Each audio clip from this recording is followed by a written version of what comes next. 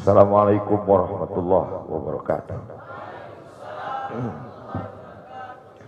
Alhamdulillah wassalatu wassalamu ala Rasulillah wa ala alihi wa sahbihi wa man da'a bi da'watihi wastanna bi sunnatihi ila yaumi liqa'i rabbih. Al-habaib al-afadil al-ulama al-ajilla nafa'ana Allah bi ghaziri ulumihim wa bi husni adabihim wa lutfihim.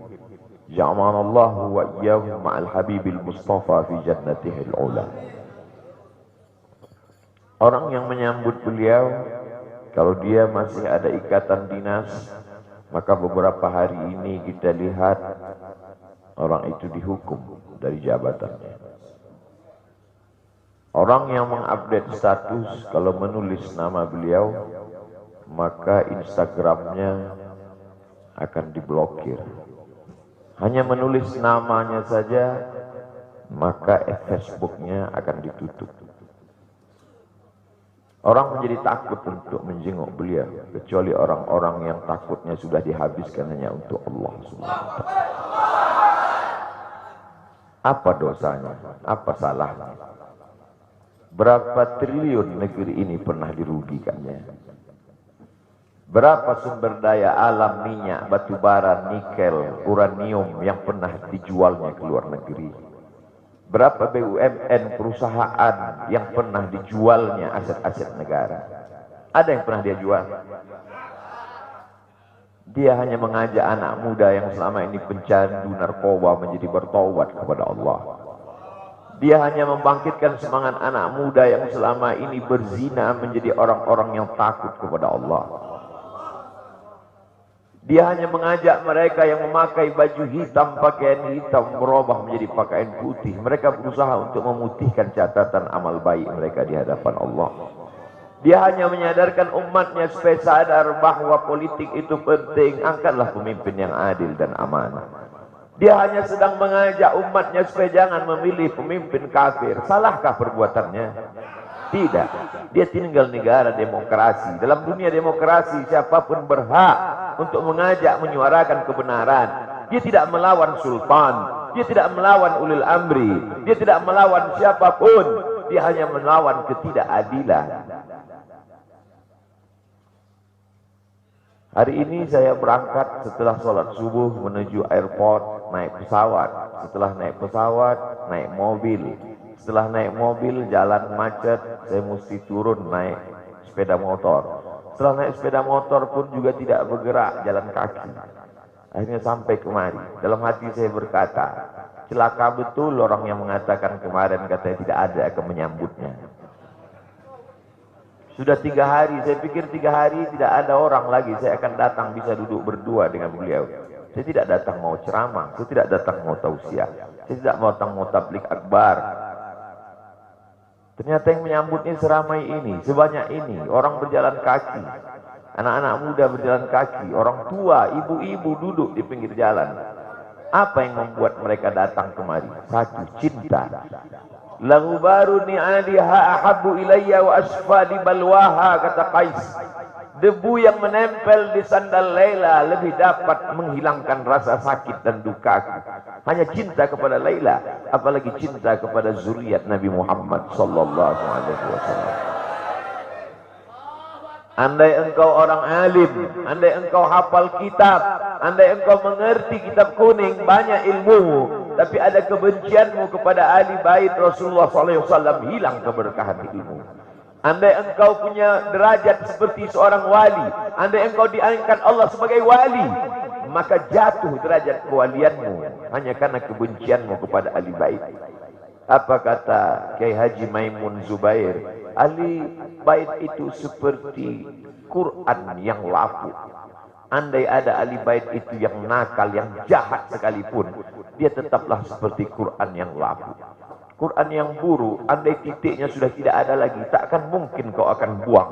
Kau tetap juga akan jaga dia, kau akan cium dia. Kenapa? La yamassuhu illal mutahharun. Allah yang mensucikan. Seorang sahabat Nabi disuruh membuang air bekas daripada bekam Rasulullah SAW. Buanglah ini, kata Rasulullah. Lalu kemudian beliau pergi ke belakang. Setelah itu dia datang lagi menghadap Rasulullah SAW. Rasul tahu apa yang dia lakukan, karena Nabi dapat wahyu. Nabi terbuka hijab, tapi Nabi ingin bertanya kepada dia. Bukan Nabi tidak tahu, Nabi tahu, diberikan Allah pemberitahuan. Nabi ingin memberitahu siapa yang tidak tahu. Kemana darah bekam tadi kau buat, kata Nabi. Ku minum ya Rasulullah. Mengapa engkau minum? Karena aku tahu bahwa darah yang mengalir dalam diriku membuat aku haram tersentuh api neraka.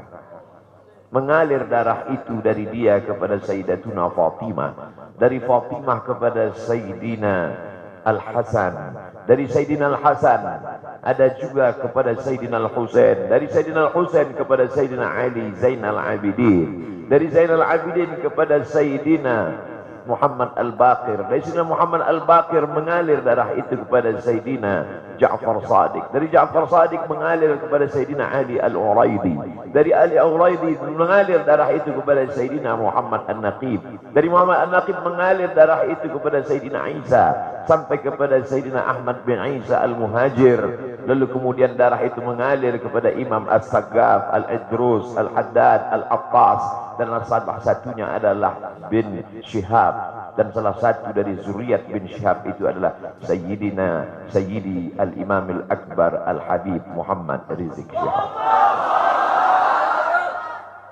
Kalau mau hidup tenang, beliau sudah tenang dengan anak menantunya, dengan cucunya, dengan ilmunya.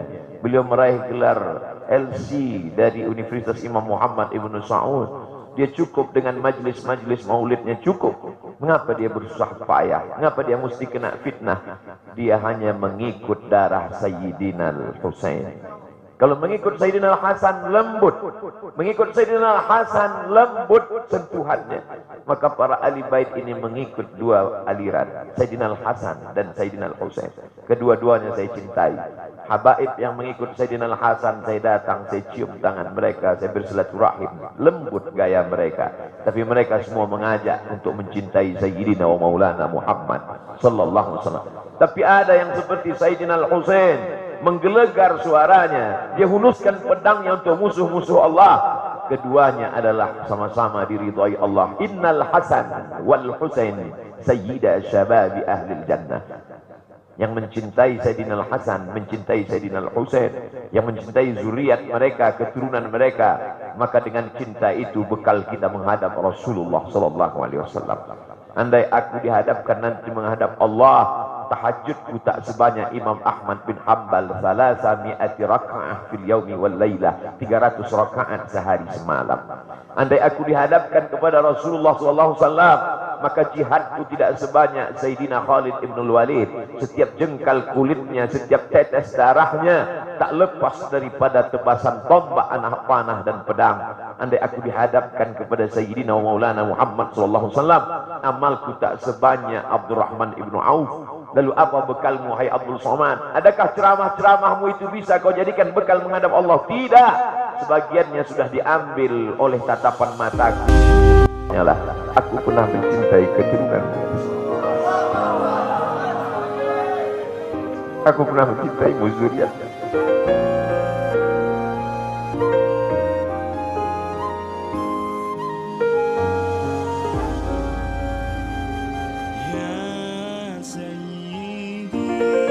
Wahai para pelaku pembuat dosa, wahai para pezina, wahai para peminum khamar yang belum bertaubat, kalau kalian belum sanggup untuk berbuat baik, kalau kalian belum mampu untuk beramal saleh, paling tidak jangan kalian sakiti zuriat Rasulullah.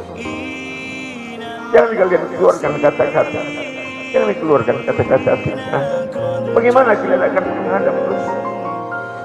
Wahai para pemimpin yang hari ini kau dititipkan amanah kekuasaan, beberapa hari ini kau lihat apa yang dilakukan orang pada Donald Trump. Kurang hebat apa lagi Trump? Negara adidaya, kekuasaan, kaya raya. Tapi ketika kekuasaan itu diambil oleh Joe Biden, kita pun malu melihat video ejekan-ejekan itu. Kalau hari ini kau punya kekuasaan, saudaraku, sampai masanya kau juga akan mengalami seperti yang dialami oleh Trump. Jabatan dicabut.